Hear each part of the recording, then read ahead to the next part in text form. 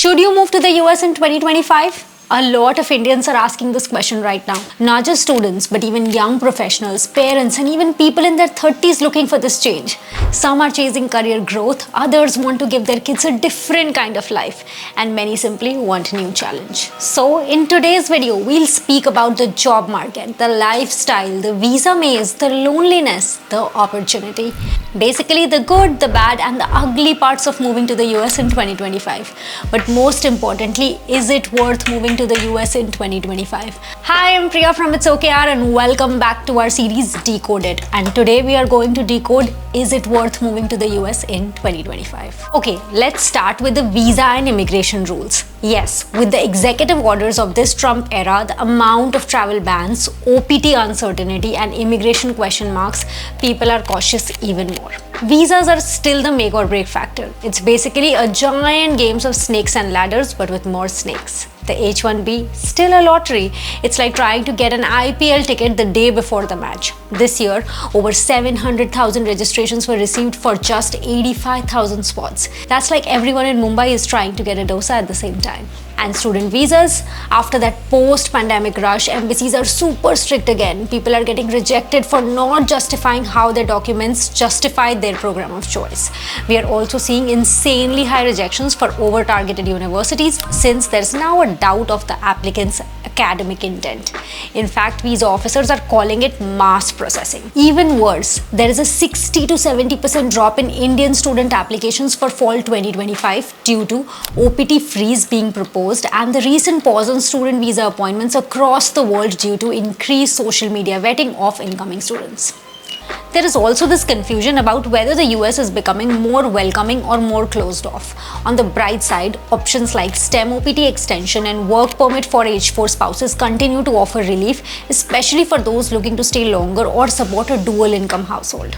But on the other hand, there is constant news of increased scrutiny by Indian students due to OPT frauds and fake employers that lead to visa revocations and deportations. So in short, yes, the US still wants skilled immigrants, but it's not like the 2010s where everyone with a good GRE score got through.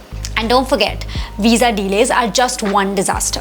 But if you are an Indian in the EB2 or EB3 green card category, you could be stuck in backlog for decades. Some projections even say over 100 years. Imagine getting older by the year as you wait for your turn. That hurts. If you are married, your visa status can impact your spouse's ability to work. H4 EADs are allowed for some, but with delays. Moreover, many families are juggling one working parent and one who's stuck waiting. So before booking that one-way ticket, just ask yourself, am I mentally prepared for a 2-3 year-long process filled with forms, interviews and the occasional please wait for 90 more days email, the economic and job scene in 2025. The 1 crore dream versus the reality check. I learned 1 crore in no time. We've all heard that dream. And sure, US salaries of 90,000 to 120,000 that equal to 75 lakhs to a crore before tax sounds massive. But the reality hits when you pay 30 to 35% tax and shell out approximately 500 to 800 monthly for health insurance. Don't forget the high rent costs of 1,200 to 1,800 per month in cities like Austin or Seattle and 3 times that value in the hubs of New York or San Francisco. Add groceries, utility, childcare, and soon that 90,000 salary starts to get lost in bills. And yeah, cities like LA can sometimes choke with Mumbai level rent, Bangalore type traffic, and often expensive services. Tech layoffs in 2025 are brutal. We have seen around 65,500 tech employees laid off across the US so far. And there have been an additional 93,000 job cuts in May across all sectors in the US. That's almost a 50% spike from last year. Big names like Google, Microsoft, Intel, Meta cut roughly 62 to 75,000 people.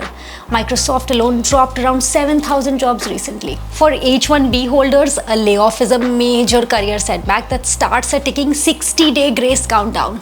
That's all the time you have to find another job, transfer your visa, and pray that all the paperwork moves fast enough.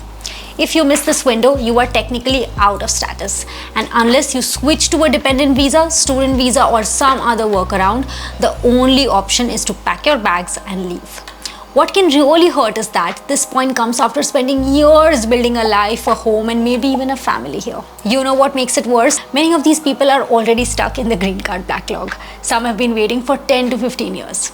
The silver lining, the US career trajectory still takes the crown. The presence of top-end tech, globally powered teams and promotions by merit rather than connections work in your favor. Even better, US work experience open doors globally in places like Europe, Canada and even Dubai. Simply put, those who grind, network, upskill and ride the roller coaster can come out ahead. Practical pro tips for Desis. Firstly, build a financial buffer by saving 6 to 9 months of living expenses before moving. Secondly, understand your visa safety net, know the 60-day rule and timeline for H-1B transfers.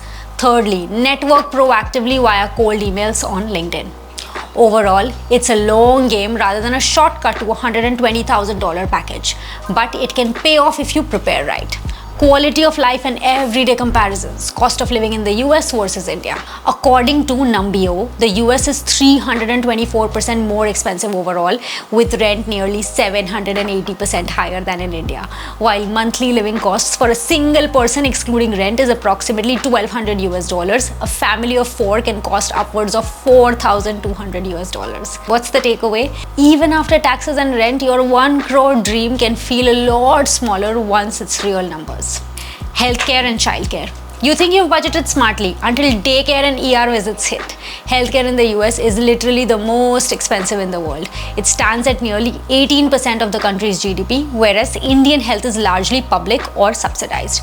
Now, upon seeing the numbers, you will realize that US requires paid insurance of $200 to $500 per month for students and almost double for families. Similarly, daycare in the States could range from $400 to $1,500 monthly per kid, making it second only to your mortgage. Parents here call daycare EMI for children, and $1,000 monthly feels like a storm. But in India, these same services cost no more than 10,000 to 20,000 rupees monthly. Infrastructure and everyday living. The US wins hands down when it comes to clean air, safe drinking water, better roads, and reliable electricity.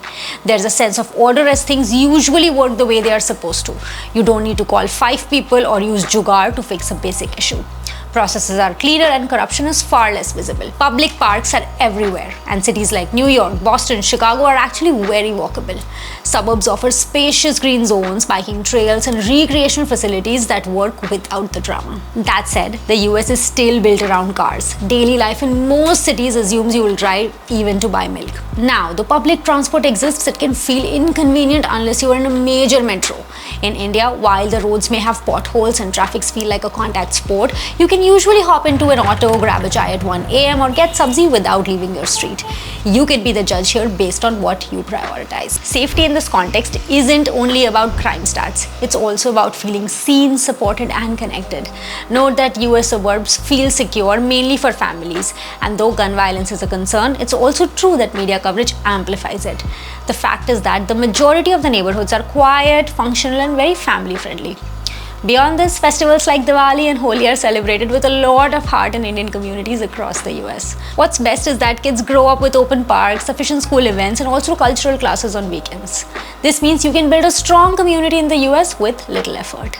In contrast, India gives you community by default. Whether it's a crowded park or a chat with your watchman every morning, human connection is a strong part of everyday life, whether you like it or not. Of course, the population makes it chaotic, but it also promises an incredibly grounding experience.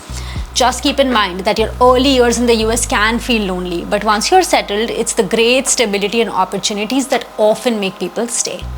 Keep in mind that moving abroad is also an emotional migration, since you're stepping into a whole different social ecosystem. In India, everything is collective. You go out for a walk and run into 4 known aunties or uncles and probably a wedding procession on the same road. In the US, you may live near someone for 5 years and not even know their name. And this just proves that US is designed for privacy.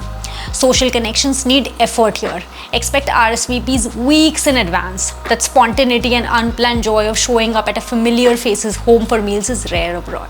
The culture shock is real. Ironically, the shock exists when you leave and also return to India. After years abroad, India will feel louder and messier. You'll wonder, did it always take 3 forms and 2 chai breaks to get a bank statement? Parenting abroad. Moving with kids means the cultural switch is even more layered. US schools focus on independence, creativity, confidence, while Indian education focuses on discipline, academics, and class rank panning. One NRI parent told me their kid was bullied in school for having an accent and a weird Indian lunch. Another said they missed the safety of sending their kids to schools with neighbors they knew. I'll be honest, making friends abroad as an adult is hard. In college, it's easier, but once you're working, it's like dating without flirting. Everyone is busy. Weekends get booked 2 weeks in advance, and all emotional support needs conscious building. There is nothing like a chai break with colleagues. Still, the good part is that immigrant communities do find each other. You'll find your people on WhatsApp groups, those Friday potlucks or festive dance troops that meet once a month. If you watch till now, you already know this isn't an easy yes or no. I'd recommend you to first figure out if you're moving to escape something in India or are you moving towards something in the US, because motivation matters. Running away and moving forward can look the same on the outside, but they feel very different when you are sitting alone in a cold apartment, figuring out health insurance and warming up leftover rajma. I'll tell you what to really ask yourself before deciding if you should move to the US in 2025. Number 1, can I handle a new system without constant comparison? Number 2, am I okay rebuilding my community from scratch? Number 3, will I still feel like me in a place where nothing reminds me of home? Think about it and share your thoughts in the comment section below. And if you found something useful in this video, don't forget to like, share and subscribe. Send this to your friend who's debating between Delhi and Dallas.